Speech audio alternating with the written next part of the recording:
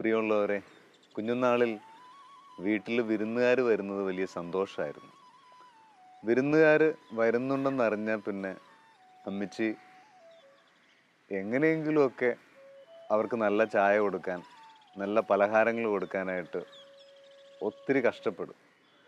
ഏറ്റവും നല്ല കറിയും കൂട്ടി ചോറ് കൊടുക്കുക, പിന്നെ അവർക്ക് കിടക്കാനായിട്ട് മുറിയൊക്കെ ഒന്ന് വളരെ നീറ്റാക്കുക, ബെഡ് കട്ടിൽ ശരിയാക്കുക, പുതിയ ബെഡ്ഷീറ്റ് വിരിക്കുക. കാരണം അവർക്ക് ഏറ്റവും നല്ലത് കൊടുക്കണം.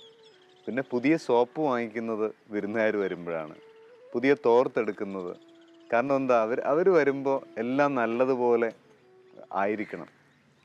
അന്ന് കുഞ്ഞായിരിക്കുന്ന സമയത്ത് ഇഷ്ടമാണത്. പക്ഷെ ഇന്നിപ്പോൾ അത് ഓർക്കുന്നു, ഈ വിരുന്നുകാർക്ക് എല്ലാം കൊടുത്തിട്ട് ബാക്കി മക്കൾക്കും കൊടുത്തിട്ട് അവസാനം അമ്മയ്ക്ക് കാര്യമായിട്ടൊന്നും ഉണ്ടാവില്ല.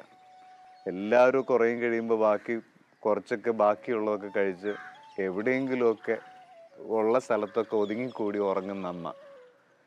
ഈ വിരുന്നുകാരെ ശുശ്രൂഷിച്ച് സ്വന്തം ശരീരവും നേരവും ഭക്ഷണവും ഒക്കെ കുളിയൊക്കെ മറന്നുപോയൊരമ്മ. പ്രിയമുള്ളവരെ, ഈ ക്രിസ്മസ് നാളുകളിൽ വിരുന്നുകാരെ എല്ലാം പരിപാലിച്ചിട്ട് നന്നായിട്ട് അവസാനം ഉള്ള സൗകര്യത്തിൽ ഒതുങ്ങിക്കൂടി ഒരു ആതിഥേയൻ ഓർമ്മ വരുന്നുണ്ട്.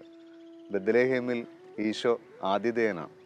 അവിടെയുള്ള എല്ലാ മനുഷ്യരും വിരുന്നുകാരായിരുന്നു, അതിഥികളായിരുന്നു. പേര് ചേർക്കാനായിട്ട് ബെത്ലഹേമിൽ വന്നവർ.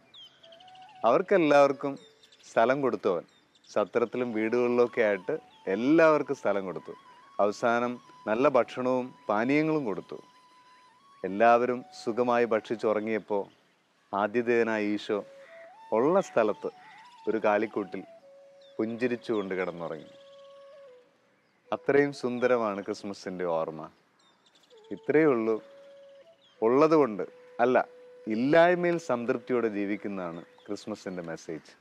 അതുകൊണ്ട് ക്രിസ്മസ് കുറച്ചുകൂടി ലളിതമായിട്ട് ആഘോഷിക്കാം. ഒത്തിരി ഉണ്ടല്ലോ എന്ന് കരുതി ദൂർത്തടിച്ച് കളയല്ലേ. ഏറ്റവും സിമ്പിളായിട്ട് ഉള്ളത് കൊണ്ട് അല്ല, ഇല്ലായ്മയിൽ സംതൃപ്തിയോടെ ജീവിക്കാനായിട്ട് നമുക്ക് ഈ ക്രിസ്മസ് സാധിക്കട്ടെ.